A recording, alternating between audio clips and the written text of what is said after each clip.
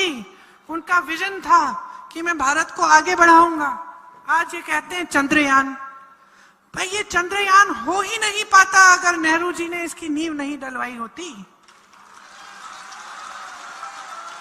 अगर हमारे देश को मजबूत और सशक्त करने के लिए हमारे नेताओं ने एक विजन नहीं दिखाया होता, आईआईटी नहीं बनाई होती, आईआईएम नहीं बनाए होते, अगर हमारे नेताओं ने यह तय नहीं किया होता 80 के दशक में कि हम कंप्यूटर और टेक्नोलॉजी में हम मजबूत बनेंगे, क्योंकि हमारे यहाँ पढ़े लिखे लोग हैं जो इंग्लिश बोलते हैं, जो कि पूरी दुनिया में इतने नहीं है जितने हिंदुस्तान में। नहीं, अपने पिता के मुंह से ये बातें सुनी हैं जब ये सब नहीं था।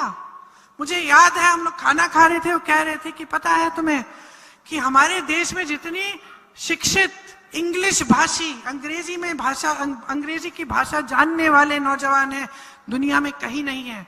हम में इतनी ऊर्जा है, नौजवान ऊर्जा है।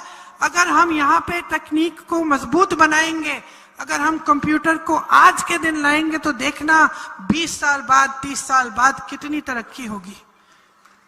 30 साल बाद मेरे पिता नहीं रहे, लेकिन मैं उनकी बातों को याद रखती हूँ।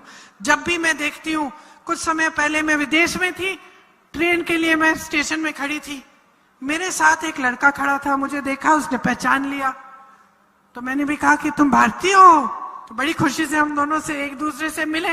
हम दोनों दो ही भारतीय थे, उस पूरे स्टेशन में खड़े थे ट्रेन के इंतजार में। तो मैंने कहा भाई क्या करते हो? मुझे बताया मैं इस बड़ी कंपनी में काम करता हूँ, कंप्यूटर की कंपनी में। मुझे इतना गर्व हुआ।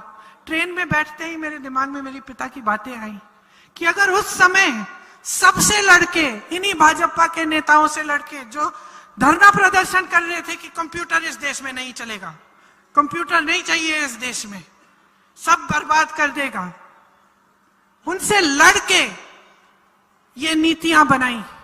और उस वजह से कि उस समय 30 साल पहले किसी ने सोचा कि आगे हमारे देश के भविष्य के लिए क्या अच्छा है, उन नीतियों का आज की सफलता हम आज देखते हैं।